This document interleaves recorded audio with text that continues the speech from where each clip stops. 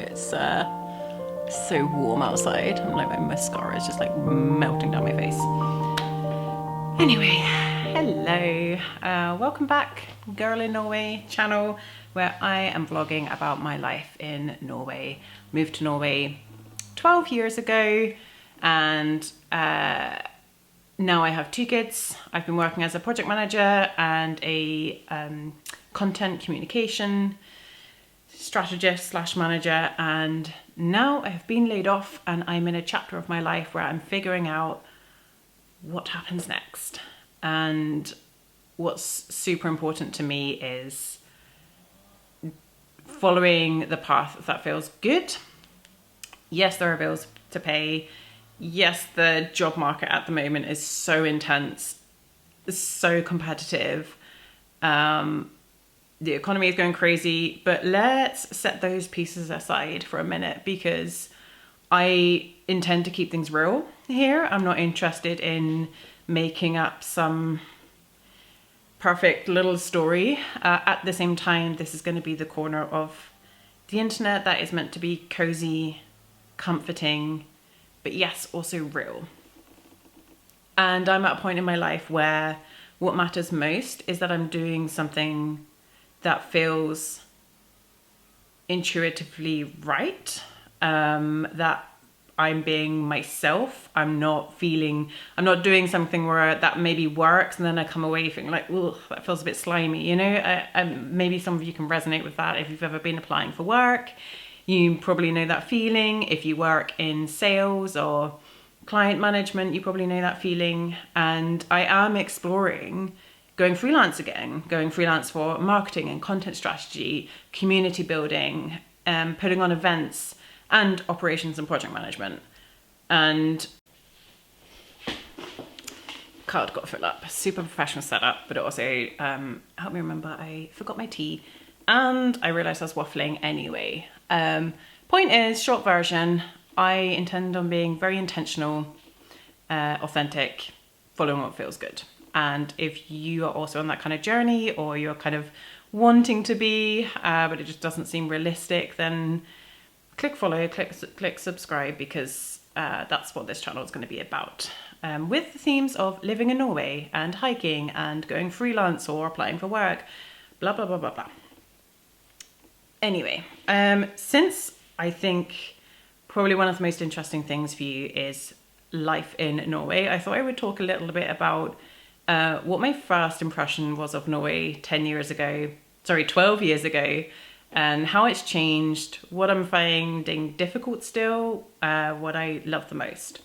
This is not going to be a let's crap all over Norwegian culture vlog, because firstly, I do love living here, and I think anywhere I live, there will be things that I'm not okay with. That would just be the case anywhere.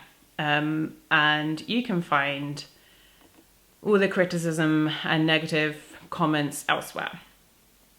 Having said that, there are some things I find difficult, and I will touch on those. So I wanted to share my first memory of Norway, and if you have been to Norway as a visitor, I would love to hear what your first impression was of it.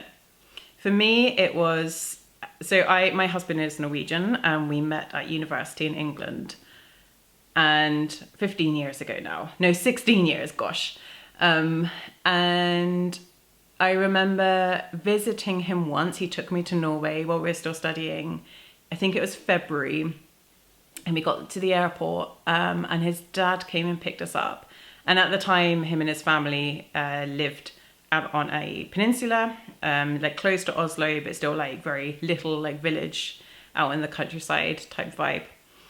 And I just remember it being really dark and being in the car and going down all these winding roads through pine trees, and then there being these like gorgeous houses just cladded in snow, and every single one of them had these like beautiful fairy lights. Like, I guess I know because I live here, is like after Christmas people do tend to keep up lights for longer, and I think part of that is because there's not so much a culture for like the big flashing rainbow Christmas lights. It's like the fairy lights, and it's maybe less about Christmas and more about bringing that cozy feeling and bringing some light into the darkness. And I just remember being in this in this car journey, just feeling like an absolute fairy tale. And just thinking like, what is my life? Anyway, that kind of cozy fantasy fairy tale vibe does still exist, and I do still get it. But having lived in Norway now for over a decade, obviously I've seen the realistic side of it as well. And there are a couple of things that I find hard. I mean, there are more than a couple of things, but there's only a couple that I really wanted to talk about now. The first one is getting used to the idea of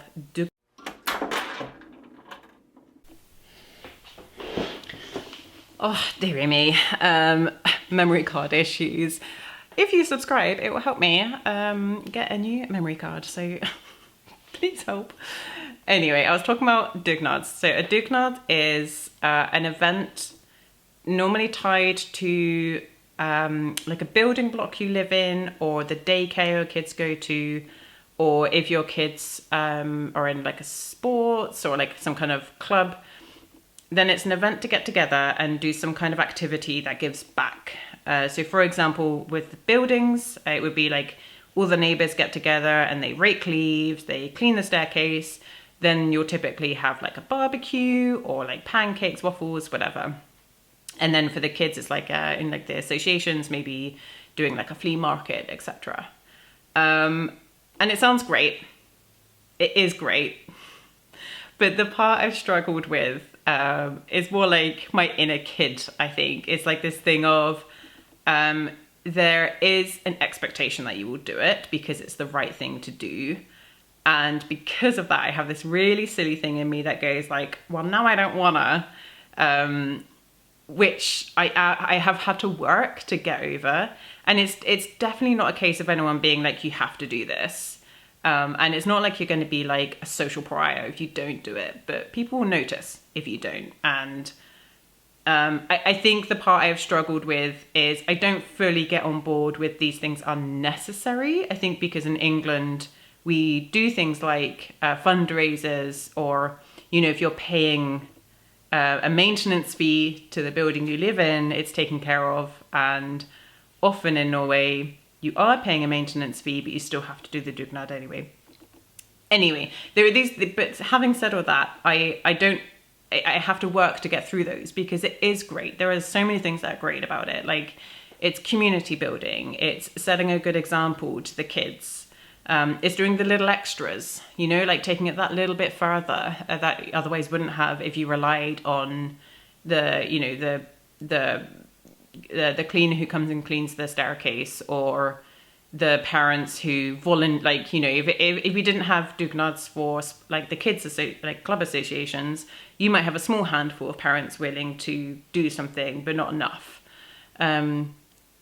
So I know this, but I think it's also like, in our situation, often my daughter is in the marching band, and we have to do these big flea markets twice a year where you are expected to work in the evenings every week receiving stuff for the flea market, and then work all day on Saturday and Sundays.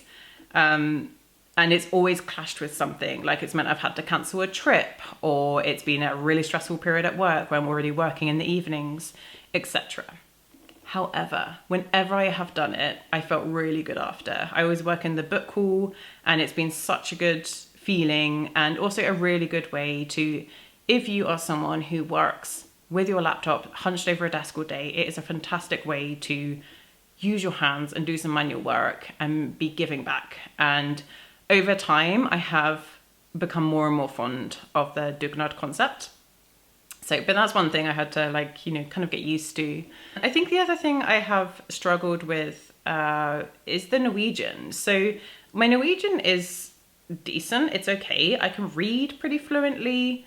I can like hold down a basic conversation, but I've never seen through a proper class. It was just a case of one day my in-laws decided to stop speaking English to me. That was that. And, you know, just being around Norwegian all the time and just absorbing it and kind of, you know, over time kind of building up connections. but I've never really gotten to the point where I feel fluent, and being out in a social group, for example, that's really hard for me. Like to pick apart all the Norwegian in like a busy like pub environment, or when people have different dialects or they're using slang or talking quickly, I cannot join in socially then. And also like in a work environment, I can definitely get by on Norwegian, but it lowers my skill set because I'm not able to just, it is a barrier to being able to do like operate fully in a Norwegian environment. So I have found that hard. I would say it's like a relatively easy language to learn. And I think the reason I struggle still is because I didn't do a class, I kind of hopped over the grammar. And I've been working in English for years now. I have worked in a couple of environments where the main language is Norwegian, but my role there has been English content. So I've, it's always been, I have like engaged in Norwegian in the workplace, but I haven't worked in Norwegian. And then the other places I've worked have been like fully English environments. So the language has been trickier than I expected, but that is fully down to me. And if Norwegian is something you want to learn, it is definitely possible if you put your mind to it. And a couple of things I found really fascinating about Norwegian culture. One is there's this really interesting radius of greeting when you go for a walk in the forest. So in Norwegian culture, it's not normal to like greet someone you pass on the street, right? I'm sure that's the same in many other cultures. But in British culture, the barrier for having some kind of exchange is a lot lower. Like passing someone, definitely like my hometown, at least when I was growing up there, if you pass someone on the street, even if you didn't know them, you'd like, maybe nod at them or something. And it's still the case in British culture. Like you might have an exchange, like some kind of social exchange with the person working at the cash till in the shop, whatever. It's not normal in Norway. But when you go for a hike in the forest, the further out you go, the more enthusiastic and direct your greeting should be. So, and it also, but there's also like a variable of how popular that route is. So as an example, if I went on this hike recently that I did a video on it, I'll post a link. That was a really popular route because you just get the tube and you're right at this lake called Songsvann. And then all the walks around it, you'll be bumping into lots of people. So there it's like, you shouldn't really do a big greeting unless you are like, it's single path and, you've stopped to let them go past or whatever. Then it's like, maybe a little nod or a little thank you. However, on most of the hikes I do, they're a bit more further out. Not that much further out because that's Oslo, and that's going to be one of the things that I talk about that I love about living here. So for example, me and my partner Henrik, we went on a camping trip from,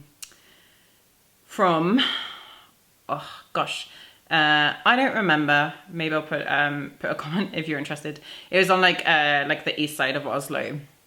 Anyway, first we walked for maybe nearly 4 hours without bumping into anyone. But then we started to bump into some people. And because it was so far out, there were at least, I would say, 3 people who stopped and, talked about where we were going or what the ground was like or, whatever, just small greetings, which is just not normal the further in you get to the city. So that I really find really interesting. It's this radius of greetings.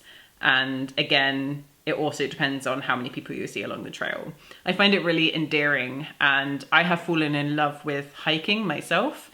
And I just find that a really sweet part of it.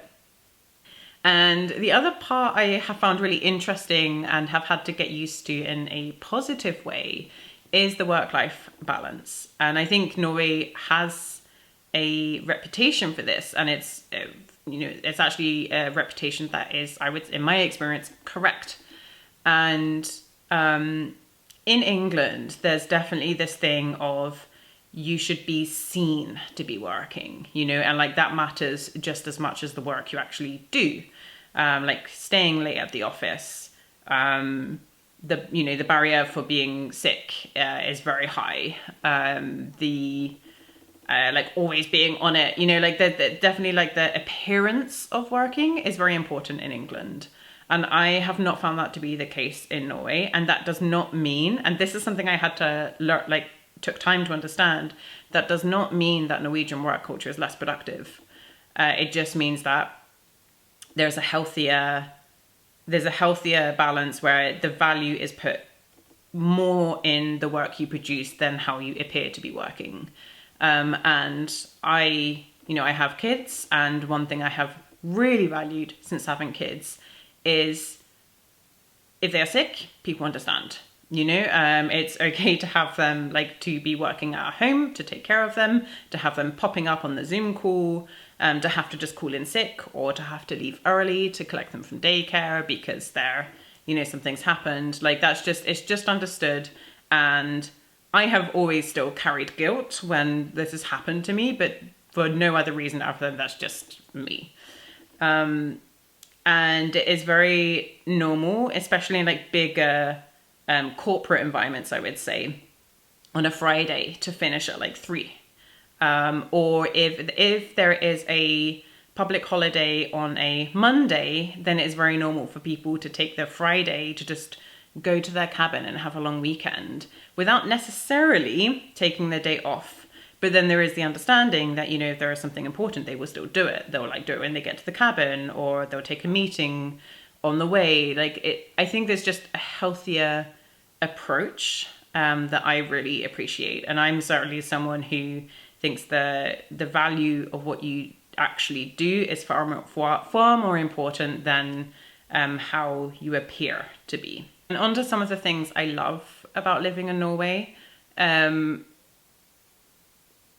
I would say, like, one thing I didn't cover on that I find difficult is it can be a bit quiet sometimes. It definitely, I live in the capital city of the country, Oslo, and it does feel like a small town. And where I grew up, my closest city was Exeter, which has a much smaller population. And I feel like Exeter had more to offer than Oslo in terms of cultural events like music and art and different like pop-up events going on.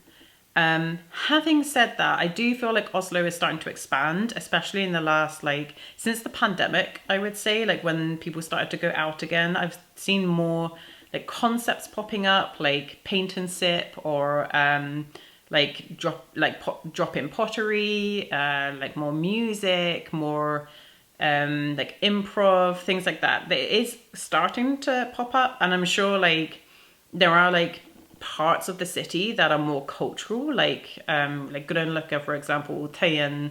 And I think if you know where to look and you have more time than someone who's working full time and is a parent, then you probably have a bigger sense of there being more going on. Having said that, that has always been something I have struggled with a little bit. Having new experiences and culture is really important to me. But that is counteracted by, yes, the work-life balance I just talked about, but also the proximity to nature. So in Oslo, I can cycle, especially where I am now. I'm just on the outskirts of it. Where I live now, I can get on the tube and for 10-15 minutes and be right in the center. Or I can get on my bike, cycle for 10 minutes, and I'm out in the start of the forest, where I can then start walking on these taken care of trails for hours and hours and hours. I could, in theory, do that for days and days and days. And there are cabins I can stay at, there are these trails marked out. There's the DNT, which is the hiking association. They have marked out, I think it's over 30,000 kilometers worth of trails across Norway, where you could just go, never ending. And they do it in a way that does not disrupt the nature. It's just these little blue markings on the tree now and then. It's you can just I can go for a walk for a few hours, come back, have dinner with my family, and go out in the city in the evening, all in one day. Like, I just love that. And it doesn't cost. The transport here is amazing. So like, if you do need to like get the tube somewhere or the tram to like start your trip, you can. But if you live like on the outskirts of Oslo, and when I say outskirts, I mean like 15-20 minutes from the center, then you don't even need to get public transport. Like, it's just fantastic. And you have all these lakes that you can go swimming in. And of course you've got the like allemannsrett, which there's the right to roam basically. So you can just, bring a tent or a hammock with you, and you don't need to plan accommodation. Like, it's just fantastic. And after my health struggles of the past few years, I started to get into hiking once I started recovering, and that has just been life-changing for me. When I get to the top of a big hike and I have this like panoramic view of either Oslo or just like trees and trees and trees as far as the horizon, my problems, my life is just put into perspective, and I can just breathe and then get straight back into the city for like normal city living and family life. And that is just priceless. Oh, SD card problems. Okay, so if I get 20 likes on this video, I will buy a new card so we don't have to deal with this problem. Anyway, it's just one of the last things I wanted to comment on that I love about Norway, that I really appreciate, is a focus on kids.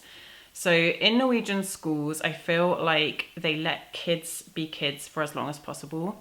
There is one issue that I at least personally think is an issue, where they are introducing iPads early on, as in like they give, at least with my daughter, they gave all the kids iPads to bring home that they've had ever since. And that is just like, I don't know, that's a whole debate, I guess. But setting that aside, at least when I was growing up in England in school there was almost immediately a focus on rota learning, be quiet, sit down, sit up straight, exams very early on, homework very early on. And they do introduce homework early on, and they do exams, but not in the sense of getting grades. And it's just much more casual, the school environment here, at least what I've experienced so far.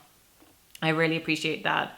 And there's definitely a cultural focus on letting kids take risks and, experimenting in nature and climbing up to heights, and just putting some trust in the kid to let their confidence grow and to gain a sense of their own like bodily control. And I just really appreciate that. I have had to just as a mum and kind of seeing like final destination scenarios everywhere, I have had to work on it myself, but I have been able to, because the general cultural consensus is let kids be kids and let them take reasonable risks. And I super love that.